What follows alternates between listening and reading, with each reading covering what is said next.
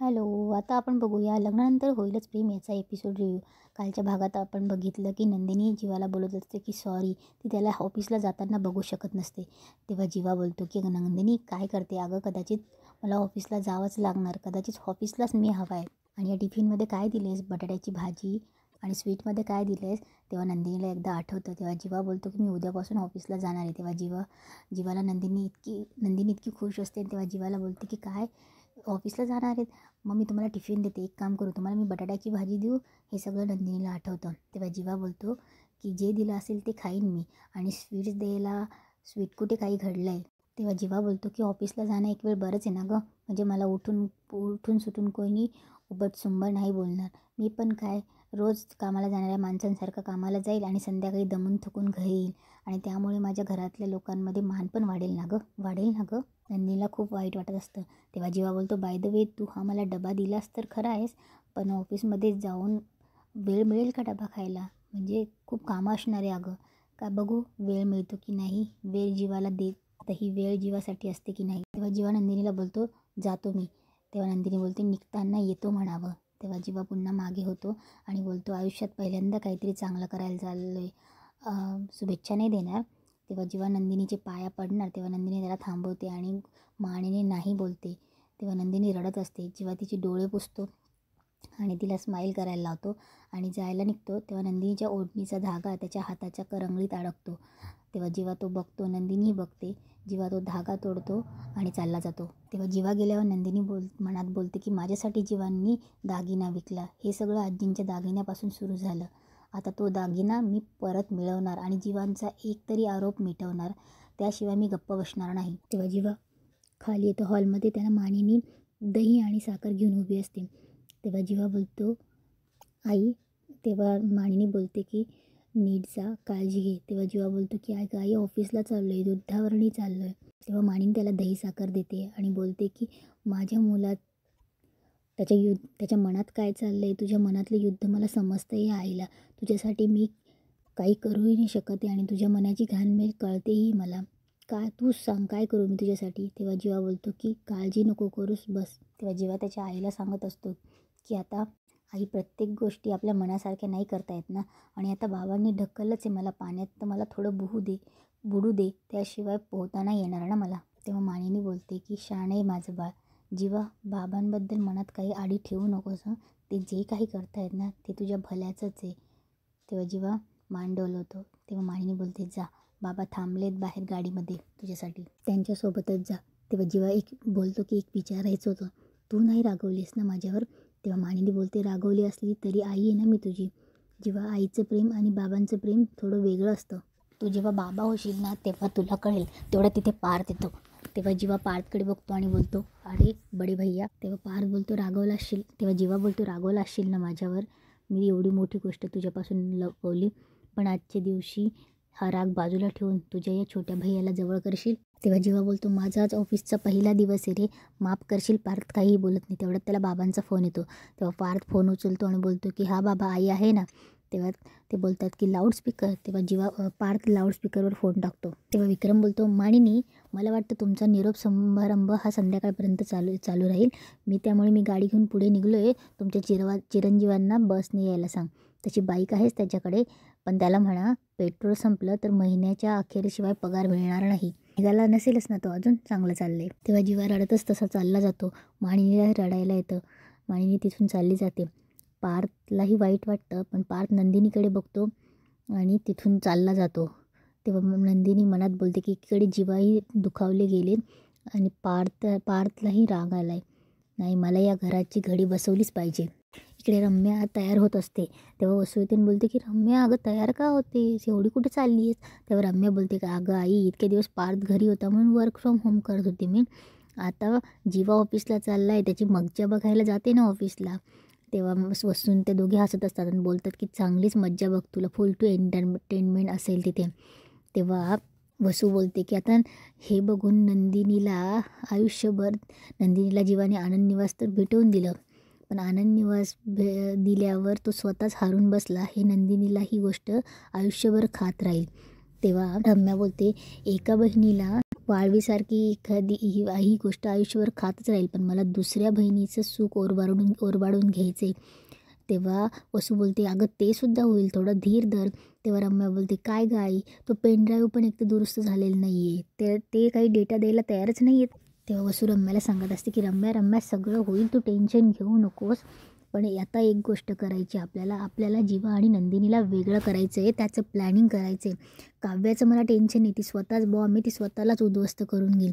आणि एकदा का काव्या निघून गेली ना, तर पार्थ एकटा पडेल. लग्नाच्या वेळेला पण पार्थ एकटा पडला होता, पण तू तशी चूक करू नकोस. तो एकटा पडलेला असताना तू तिथून निघून गेलीस, पण आता तू इथेच थांब. तेव्हा रम्या बोलते, हो थांबेल, पण मला आता ऑफिसला तर जाऊ दे ना. तेव्हा वसू बोलते, बरं जा. तेव्हा रम्या बोलते, आज बोलण्यातनं त्या जीवाला असे चिमटे काढेल ना, तर त्याला दुखेल आणि त्याच्या वेदना नंदिनीला होतीलच. आणि येते म्हणून रम्या चालली जाते. इकडे काव्या नंदिनीकडे येते आणि बोलते, ताई तुमच्या दोघांसाठी चहा ठेवू का? तेव्हा काव्या बोलते, हे कुठे गेले जन्मजे? तेव्हा नंदिनी बोलते की अगं ते कामासाठी ऑफिसला गेलेत. तेव्हा थोडक्यात चुकामुक झाली तुमची. तेव्हा काव्य फ्लोमध्ये बोललं जातं की आमची नेहमीच चुकामुक होते. तेव्हा नंदिनी बोलते, म्हणजे याच्या आधी पण तुमची काही चुकामुक झाली का?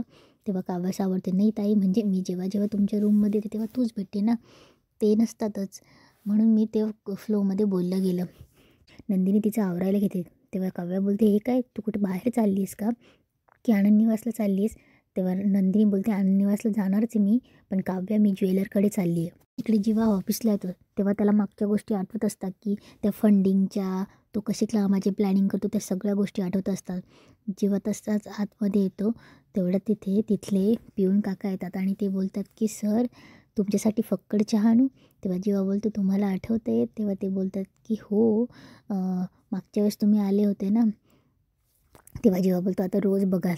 तेव्हा ते बोलतात की आता आमचा दिवस कसा आनंदात जाईल बघाच तुम्ही. तेव्हा ते बोलतात की विक्रम सरांनी तुमच्यासाठी काय एक निरोप पाठवला, एक नोट दिली, मी ती काही वाचली नाही. तेव्हा जेव्हा बोलतो, द्या. तेव्हा ते बोलतात की आणतोच म्हणून. इकडे काव्य विचारत असते की ताई. तेव्हा काव्य बोलते, ताई तू ज्वेलर्सकडे बघ ताई, तू असं काही करू नकोस हं. दागिने विकणार असशील आणि जीवाला मदत करणार असशील तर. तेव्हा काव्य बोलते, नंदिनी बोलते, वेडी आहेस का, मी कशाला दागिने विकेल? अगं मी ज्वेलरकडे जाऊन जीवांनी तो हार कुठे विकला आहे त्याचा पत्ता शोधायला चालली आहे. कालपासून माझ्या डोक्यात तेच चालू आहे गं, तो हार कसा परत मिळवायचा आहे. जीवांनी आनंद निवाससाठी केलं, पण घरातल्यांनी त्यांना खूप वाईट ठरवलं. तो हार विकत असताना त्यांना किती त्रास झाला असेल हे मला माहिती आहे. जीवांसारखा माणूस असा प्रेमाचा वगैरे सौदा करणाऱ्यातला नाही आहे गं. तेव्हा काव्या बोलते की बरोबर आहे तुझं. इनफॅक्ट मलाही तसंच वाटतं की जन्मजन्मी तुझा आनंद परत मिळवण्यासाठी हे सगळं केलं आहे. आणि तेव्हा नंदिनी बोलते, आणि मलाही त्यांचा आनंद परत मिळवून द्यायचा आहे. तेव्हा काव्या बोलते, हे बघ ताई, फक्त हार मिळून घरातलं सगळं वातावरण परत चेंज होणार आहे का असं तुला वाटतं? हे बघ, काल विक्रम काका खूप चिडले होते आणि पार्थही खूप चिडले होते. त्यांचं मूळ कारण जन्मजयनी हे सगळं त्यांच्यापासून लपवलं हे आहे. तू घरात हार परत आलेला आहे, घरातलं वातावरण परत तसं होईल का? तेव्हा नंदिनी बोलते की नाही, मला माहिती आहे नाही होणार, पण जीवांच्या अंगावरचं थोडं ओझं तरी कमी होईल ना. आत्तासुद्धा किती दडपणाखाली, किती गिल्टमध्ये ते ऑफिसला गेले. तेव्हा नंदिनी बोलते की आजीचा हार तो मला काही करून मिळवावा लागेल, कारण की त्या हार मिळवल्यामुळे थोडीशी का होईना आपल्या घरातल्या वातावरणाला फुंकर घातलं होईल. तेव्हा काव्य बोलते, बरोबर आहे तुझं, या फुंकर घातल्याने सगळ्यांनाच थोडासा तरी दिलासा भेटेल. इकडे रम्या ऑफिसमध्ये येते. ऑफिसमध्ये आल्यावर ती तिच्या केबिनमध्ये जायला लागते. तेव्हा ऑफिसमधला एक मुलगा आणि एक मुलगी बोलत असते. तेव्हा ती मुलगी बोलत असते की आशिष, आता तुझे जोक्स आणि तुझे शायनिंग मारण्याचा भाव कमी होणार आहे. तेव्हा तो बोलतो का? तेव्हा ती मुलगी बोलत असते की आता जीवा सर ऑफिसमध्ये येणार आहे, मग जीवा सरांचेच जोक्स चालतील, जीवा सरांचीच मजाक मस्ती चालेल, तुला आता भाव नाही राहणार. तेव्हा तो आशिष बोलतो, अरे यार, म्हणजे आता माझा भाव कमी होणार? तेव्हा रम्या बोलते, डोंट वरी आशिष, आता असं काही होणार नाही. तुझे जोक्स आणि तुला भाव मिळणारच, कारण की तुमचे जीवा सर आता पहिलेसारखे राहिले नाही. तेव्हा तो बोलतो, पहिलेसारखे राहिले नाही म्हणजे? तेव्हा रम्या त्यांना सांगते की तुमच्या जीवा सरांनी, त्यांच्यासोबत एक ट्रॅजेडी झाली आहे. तुमच्या जीवा सरांनी बायकोसाठी काय केलं आहे माहिती आहे? तेव्हा रम्या त्यांना स्टोरी सांगायला चालू करते. तेव्हा इकडे नंदिनी जायला निघते. तेव्हा काव्य बोलते, अगं ताई, तू एकटीच जाणार आहेस? मी पण आली असती का, पण मला अभ्यास आहे, परीक्षा तोंडावर आल्या. तेव्हा नंदिनी बोलते, नाही, काही गरज नाही, तुला मी इथून हलवही देणार नाही. आणि जीवांच्या जीवनसाठी त्यांचा आरोप मिटवण्यासाठी त्यांची बायको खमकी आहे. तेव्हा काव्याला बरं वाटतं आणि तिला मिठी मारते आणि बोलते की ताई ऑल द बेस्ट, आणि तिथून चालली जाते. तेव्हा नंदिनी डोळे मिटून बोलते, देवा जेव्हा पहिल्यांदा ऑफिसला गेली आहे त्यांचं मन मारून गेली, प्लीज त्यांचं कामात लक्ष लागू दे आणि त्यांनी काहीही ठरवलं तरी ते काहीही करू शकतात, प्लीज असंच सगळ्यांना वाटू दे. जेव्हा इकडे ऑफिससाठी टेबलवर त्याचा लॅपटॉप काढतो आणि तो नंदिनीचा एक फोटो तिथे टेबलवर ठेवतो आणि त्यांच्या फॅमिली फोटो एक टेबलवर ठेवतो. तेवढं तिथे रम्या येते आणि दरवाजा नॉक करते आणि बोलते. तेव्हा जीवा बोलतो, या काका. तेव्हा रम्या बोलते, येऊ. तेव्हा जीवा बोलतो, तू. तेव्हा रम्या बोलते की तू ऑफिस पुन्हा जॉईन केलं आहे ना, त्यासाठी तुला बेस्ट विशेष द्यायला आली. रम्या हात पुढे करते. तेव्हा जीवा बोलतो, तू सुद्धा ऑफिस पुन्हा जॉईन केलं आहे, तुझ्यासाठी सुद्धा ऑल द बेस्ट. आणि जीवा तिचे अशी हात न मिळवताच तिकडे लक्ष देतो. तर रम्यालाचा खूप राग येतो. तेव्हा रम्या नंदिनीचा फोटो, त्यांचा फॅमिली फोटो हे सगळं बघते आणि बोलते, अरे वा, टेबल सेटअप चालू आहे वाटतं, मग मी वेळेत आली वाटतं, मामांनी ना तुझ्यासाठी निरोप दिला होता. अरे तेव्हा जेव्हा बोलतो, पिऊन काकांकडे दिला होता. तेव्हा रम्या बोलते की हो, पण पिऊन काकांना तुला निरोप सांगायला ते बरं वाटलं, तुला वेगळं वाटलं असतं ना, म्हणून मीच आली आहे. तेव्हा रम्या बोलते, मी कशी तुझी बहीण आहे, फॅमिली मेंबर आहे ना, म्हणून मी हा निरोप घेऊन आले. तसं मलाही वाईट वाटते, पण बघ ना, मामाने हा निरोप स्वतः येऊन सांगायला हवा होता, पण मामाला तुझ्याशी बोलायची पण इच्छा नाही आहे, तुझ्याबरोबर वाईटच झालं. आय रिअली फील यू जीवा. तेव्हा रम्याला जीवा बोलतो, चिठ्ठी दे. तेव्हा रम्या बोलते, अरे मी वाचून दाखवते ना. तेव्हा जीवा तिच्या हातातनं चिठ्ठी घेऊन घेतो. तेव्हा रम्या बोलते, आता ही केबिन तुझी राहिलेली नाही आहे, आणि तिला खुणवते की चिठ्ठीत तसं लिहिते. तेव्हा जीवा ते वाचतो आणि तिथेच आजचा एपिसोड संपतो.